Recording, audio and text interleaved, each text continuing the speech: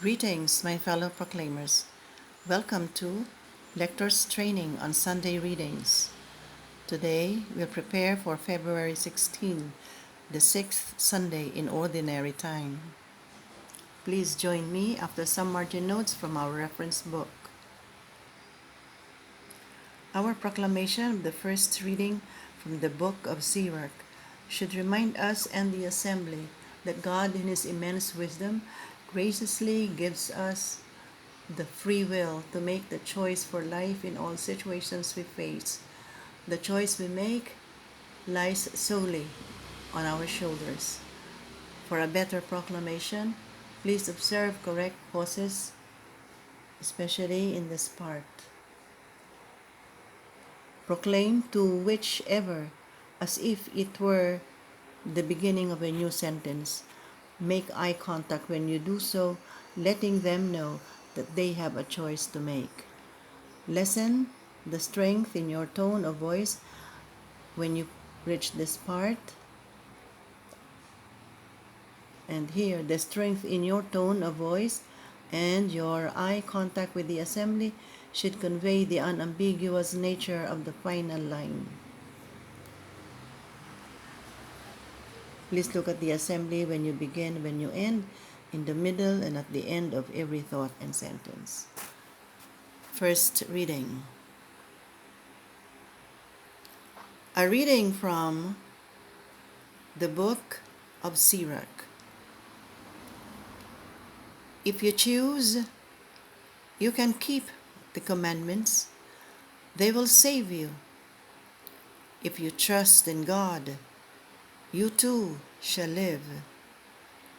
He has set before you fire and water, to whichever you choose, stretch forth your hand.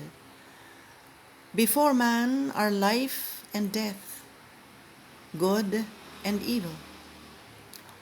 Whichever he chooses shall be given him.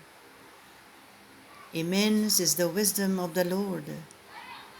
He is mighty in power and all-seeing. The eyes of God are on those who fear him. He understands man's every deed.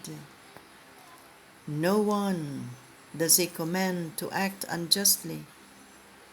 To none does he give license to sin. The word of the Lord.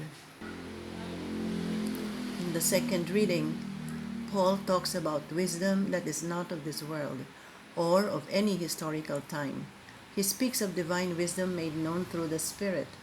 Our proclamation should lead the assembly to hear the difference between the wisdom of this world and God's wisdom, which is within their grasp if they open themselves to the Spirit. When you start with the pronoun we, look at the people in different places in the assembly and make them feel they are included. Slow down when you reach this and observe long pauses at the commas. Emphasize this word by stating it strongly and making eye contact with the assembly for the entire line. Again, look at the assembly here, in the middle, and at the end of every thought and sentence. Second reading. A reading from the first letter of St. Paul to the Corinthians. Brothers and sisters, we speak a wisdom to those who are mature, not a wisdom of this age, nor of the rulers of this age who are passing away. Rather, we speak God's wisdom, mysterious, hidden, which God predetermined before the ages for our glory, and which none of the rulers of this age knew. For if they had known it, they would not have crucified the Lord of glory.